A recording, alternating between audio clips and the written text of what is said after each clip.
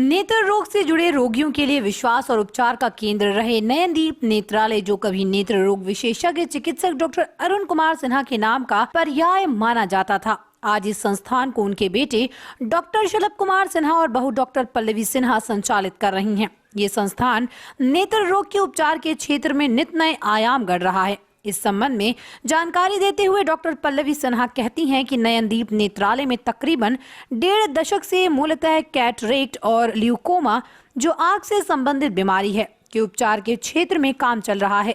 वो अपने पति नेत्र रोग विशेषज्ञ डॉक्टर शलभ सिन्हा के साथ इस क्षेत्र में टीम यूनिट के साथ काम कर रही हैं, जिसमें नेत्र रोगों का लेजर के माध्यम और फोको विधि से उपचार करना शामिल है। इसमें रोगी और कोई कट अथवा पट्टी नहीं लगाया जाता। शल्य चिकित्सा के बाद रोगी घर जा सकते हैं। डॉक्टर पल्लवी सिन्हा ने एक साक्षात्कार के दौरान हमारे संवाददाता अमन कुमार मोंटी और प्रशांत निकेत से और क्या कुछ जानकारी दी, सुने।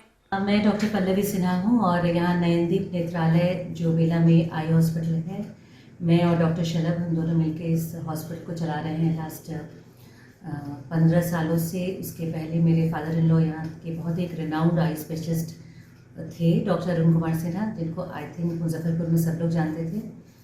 तो अभी जो हम लोग काम कर रहे हैं उसमें मेन कैटरेक्ट और ग्लूकोमा तो है ही, जो कि फादर इन लॉ जो डैडी उनके टाइम से चलता आ रहा है। उसमें हमने काफ़ी इनोवेशन से नई मशीनें लगाई हैं और जो फेको टेक्निक है उसमें भी टॉपिकल फेको, जिसमें कोई इंजेक्शन नहीं लगाते हैं हम और कोई पट्टी नहीं बांधते हैं। ऑपरेशन के बाद पेशेंट तुरंत घर चला जाता है। जो मोतियाबिंद का ऑपरेशन जिसको बोलते हैं आप लोग की लेज़र द्वारा हुआ है, वो यहाँ होता है। ग्लूकोमा की जो सर्जरी जिसको काला मोतिया भी कहते हैं, उसका ऑपरेशन होता है, उसमें लेज़र भी किया जाता है, उसकी सुविधा है हमारे पास।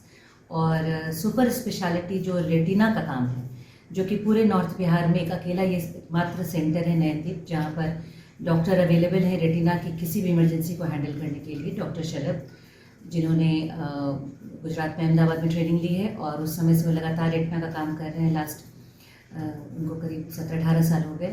तो उस रेटिना यानी आँख का पर्दा जो होता है, जिसको हम लोग आँख के पर्दे को ही रेटिना कहते हैं, तो नॉर्मल लोग जानेंगे पर्दे से।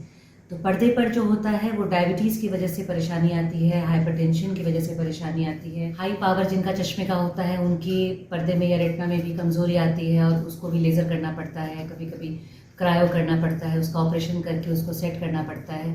तो ये सारी सुविधाएं यहाँ पे उपलब्ध हैं और हम लोग मंडे टू सैटरडे काम करते हैं, संडे ऑफ रखते हैं, चूँकि स्टाफ्स को भी छुट्टी चाहिए एक दिन के लिए। और एक आदमी जो आपको अभी हमने शुरू किया है लगभग 1-1.5 साल पहले, वो रोटरी नयनदीप ट्रस्ट के साथ एक आरओपी सेंटर हमने यहाँ स्टार्ट किया है, which is retinopathy of pre maturity. जो बच्चे प्री मैच्योर पैदा होते हैं, जैसे 6.5 महीने में या 7 महीने में, और उनको ऑक्सीजन में रखा जाता है, तो उस समय उनकी आँखों में कुछ एबनॉर्मल ब्लड वेसल्स या खून की नलियाँ बन जाती हैं, जो बाद में उनको अंधा कर देती हैं। तो टाइम रहते उनको हम लोग लेज़र से ट्रीट करते हैं।